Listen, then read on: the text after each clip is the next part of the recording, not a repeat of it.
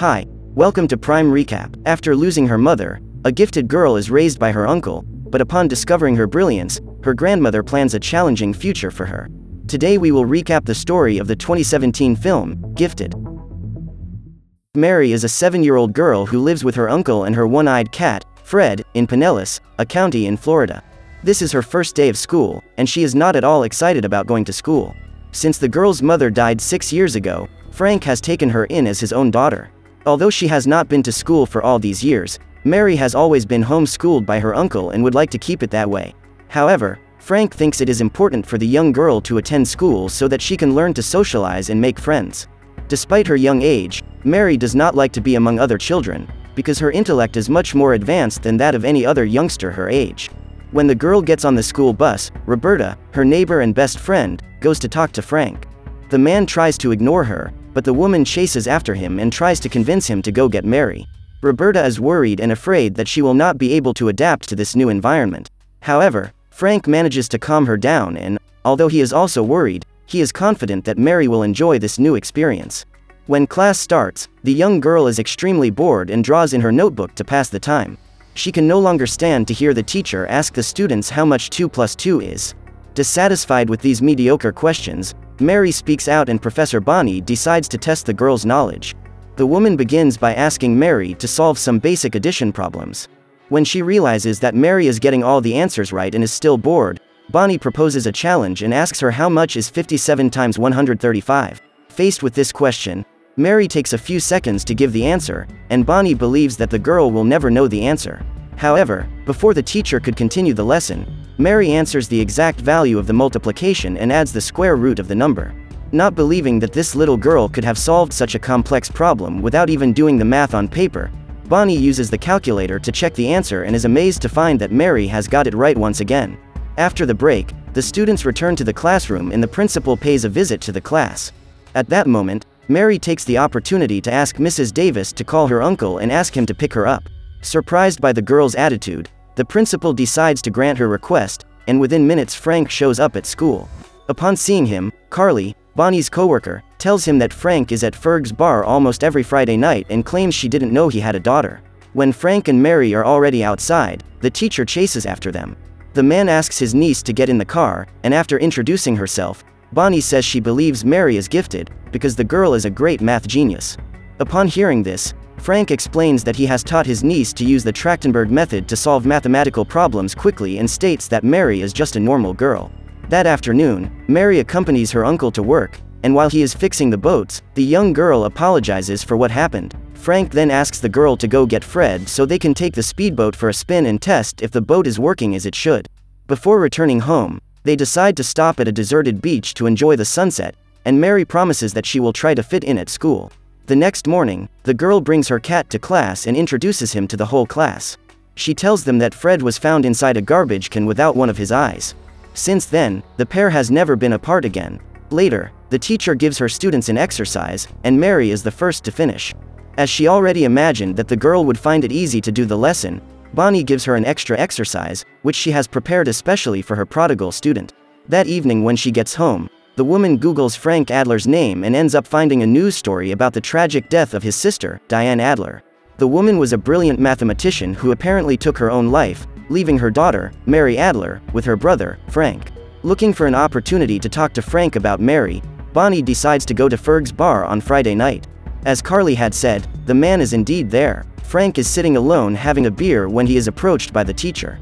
The woman wants to know the truth about Mary and Frank decides to tell her the whole story. The man reveals that 6 years ago he received a call from his sister, in which Diane asked him to come to her house to talk. Since he was in the middle of a date, it took Frank a few hours to get there. When he entered the apartment, he found Mary lying on the couch and Diane slumped over in the bathroom. Since then, he feels guilty for his sister's death and has been raising his niece for all this time. Bonnie asks about the girl's father, and Frank tells her that he left before Mary was even born. When she learned of Diane's pregnancy, her mother, Evelyn, abandoned her. Frank reveals that from a very early age Mary began to manifest unusual behaviors for her age, and it wasn't long before he discovered that the girl was a genius.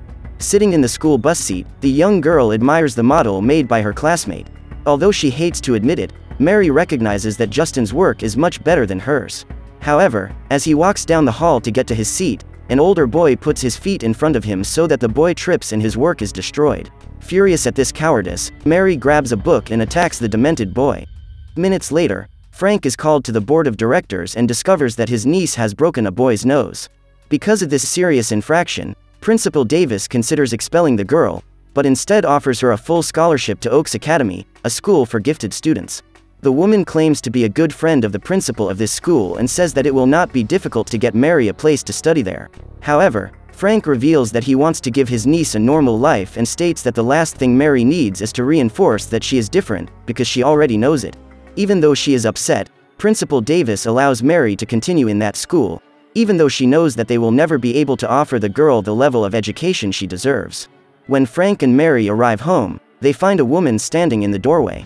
That is Evelyn, Frank's mother and Mary's grandmother. She received a call from Principal Davis and decided to pay a visit. After discovering that Mary is a prodigy, the woman is interested in meeting her and brings the girl several gifts. Evelyn has a cat allergy and is bothered by Fred's presence, but Frank reveals that that cat is his niece's best friend. Before she leaves, the woman arranges to have lunch with her son the next day. At the restaurant, during the conversation, Evelyn says that the life Frank has provided for Mary is totally below the standard she needs. Therefore, the woman wants to take her to Massachusetts and says she is willing to go to court to get custody of Mary if necessary. Frank then says that Diane didn't want Mary to stay with her grandmother and assures her that he will not give up custody of the girl. Upon hearing this, Evelyn suggests that her son call a lawyer. Days later, they meet in court. Evelyn's lawyer, Aubrey, claims that the girl is living in poor conditions and says that his client, Mary's grandmother, wants the opportunity to give the girl a safe and comfortable life. As a result, the man asks the court to grant Evelyn full custody. However, Glenn, Frank's lawyer, fights back, saying that it was Diane's wish that his brother take care of the girl, and says that the man is in a position to take care of his niece. After hearing the allegations, the judge closes the hearing by asking Ms. Dibbins to go and check the child's living conditions. When she discovers the sudden appearance of Mary's grandmother, Roberta is furious. The woman is afraid that the girl will be taken away and she will never see her again. That night, Mary goes to sleep at her neighbor's house. The two have fun at karaoke while Frank goes to the bar. Minutes later, Bonnie shows up. The woman went over to make it clear that she had nothing to do with Evelyn's appearance. They then start to talk and hours later they are already drunk. That night, the couple ends up going to Frank's house and Bonnie decides to sleep over. She asks if there is any risk of Mary showing up and Frank assures her that the girl stays at Roberta's house every Saturday until noon. The next morning, when Bonnie wakes up, she realizes what a big mistake she has made. The woman gets up and goes to the bathroom, and when she comes out, she runs into Mary, who has come home early to get one of her DVDs. Ashamed, the woman gets into the cab and drives away. Frank then goes to talk to his niece and they end up arguing. The girl is upset and runs to her room, feeling guilty for having spoiled her uncle's date. However, Frank soon regrets what he said and apologizes to the girl. After making peace with his niece, the man goes to look at his mailbox and finds that Mary will have to go to Boston for 2 days with Evelyn. When she arrives at her grandmother's house, the girl sees some pictures of her mother and is amazed to discover that, as a young girl, Evelyn studied in Cambridge, England. The woman was also a mathematics scholar, but abandoned her vocation to devote herself to her family when she met her late husband. The next morning, Dr. Seymour, a renowned professor at Boston University, asks his intern to write a math problem on the board. While writing, the woman realizes that there is something wrong with the formula, but the professor asks her to copy it exactly as it is written. Later, Evelyn takes Mary to see the university and shows her a mural containing the 7 great problems of the millennium. Among them is the problem that Diane has dedicated her life to trying to solve. But Gregory Perelman was the only one who could solve one of those mathematical problems. That is why only his picture is on the wall. Diane almost succeeded in finishing the Navier-Stokes resolution, but died before completing her study. Once in Dr. Seymour's room, Evelyn asks the girl to solve the equation. A few minutes pass and Mary is unable to give a solution to the problem. So her grandmother decides to take her back home. On the way, the young girl reveals that there was no solution to the problem, because the formula was incomplete. Upon hearing this, Evelyn returns with the girl to the room and Seymour is impressed to see Mary's performance in solving that problem. The young girl finishes the equation. The man asks her why she didn't say anything when she realized the problem was wrong. Then the girl tells him that Frank has advised her not to correct older people, because it makes them feel offended. Upon returning home, Mary is met by her uncle, who is concerned about the court's decision. Under orders from the judge, he takes the girl for a visit to the psychologist. While waiting to be seen, the girl says that she likes Evelyn, but doesn't want to move in with her. Then, Frank promises that this will not happen. Minutes later, Mary is called into Pat's office and the woman asks her some questions. During the conversation, the young girl reveals that she doesn't like relating to children her own age, and this leaves the psychologist worried. The situation worsens when Mary reveals that on Saturday nights she and her uncle watch the UFC together. A few days later, Frank is summoned to attend a new hearing. Evelyn's lawyer brings Bradley Pollard, Mary's biological father, to testify about the case. The man is the girl's natural guardian and has signed a document in which he names Mary's maternal grandmother as her legal guardian. When it is Glenn's turn to interview the witness, the lawyer asks when was the last time Bradley saw his daughter. The man then reveals that he never saw her. He says that when he heard about Diane's death, the girl had already been taken away. Bradley tells him that he looked for his daughter, but could not find her. At that moment, Glenn takes out a notebook and asks the witness to do a search for the girl's name. When it comes time to type, the man doesn't even know his own daughter's middle name. When he finishes his search, he finds several newspaper articles talking about Diane's death and reporting Mary's whereabouts. Thus, it is clear that Bradley never had the slightest interest in meeting his daughter and did not go after her out of sheer negligence. This invalidates the document he signed, passing custody of Mary to Evelyn. When she finds out about the existence of her biological father, the girl feels very sad. She does not understand why he never went after her and was not even interested in meeting her. Roberta tries to cheer her up, but the girl is inconsolable. In an attempt to help her get over it, Frank takes Mary and Roberta for a walk. What they didn't imagine was that this walk would be in a maternity waiting room. The girl asks what they are doing there, but her uncle says that she will know when the time comes. Several hours have passed and Mary is asleep on Roberta's lap when Frank wakes her up. The man points to a family that has just received news of the arrival of a baby. The father of the child comes out of the operating room and tells his family that his wife has given birth to a boy. At that moment, everyone celebrates joyfully and congratulates him on the arrival of his son. Mary observes that scene with a curious look on her face, and Frank tells her that the same thing happened the day she was born. It was her uncle who came out of the operating room and gave the good news to her relatives, which means that Frank was by Mary's side from the first moment she arrived in that world. Upon hearing this, the little girl is thrilled and wishes she could stay to see the celebration of the birth of another baby. This time, Mary joins the family and celebrates with them the arrival of a new member. On the next court visit, it is Frank's turn to be interviewed.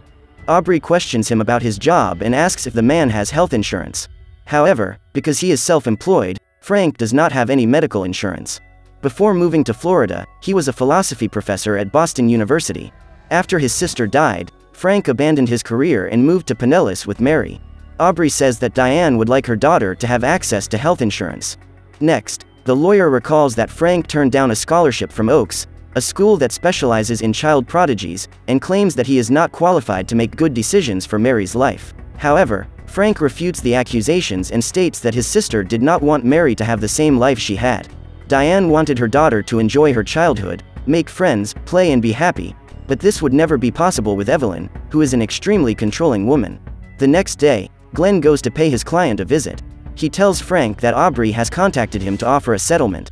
In this arrangement, Mary would be placed in a temporary home in Tampa, a city 30 minutes away. Frank would be able to choose the family to which the girl would be sent, so that the young girl could start school at Oaks.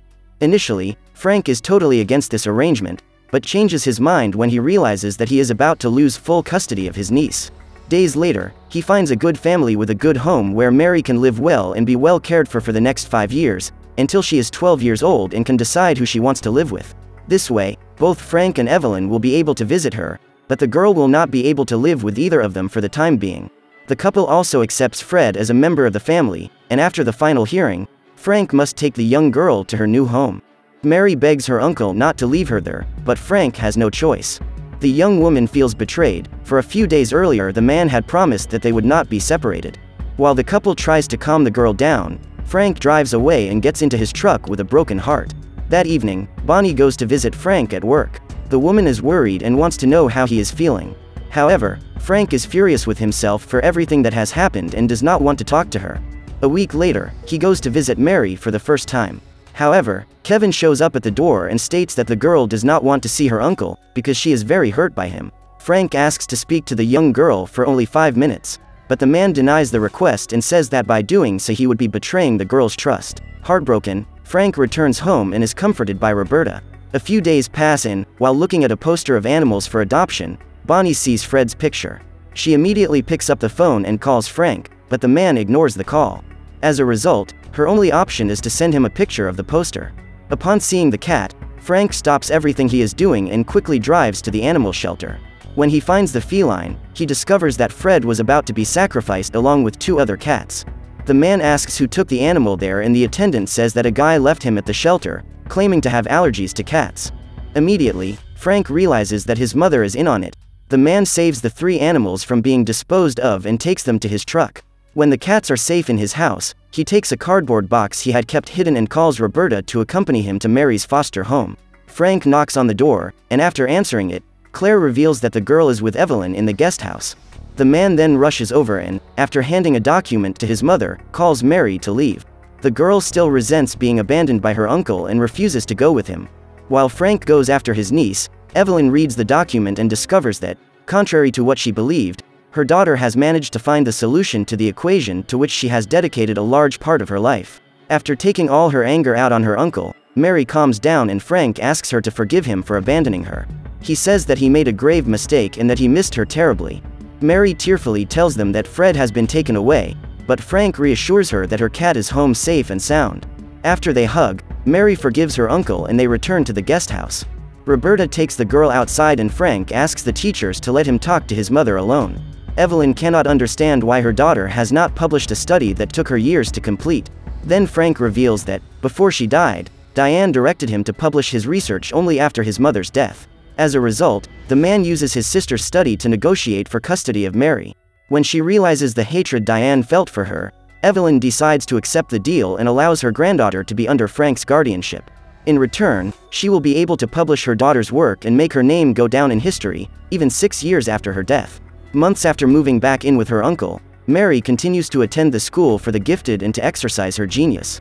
However, after lunch, Frank picks her up from the Oaks and takes the girl to regular school, where she can play with her friends and enjoy her childhood.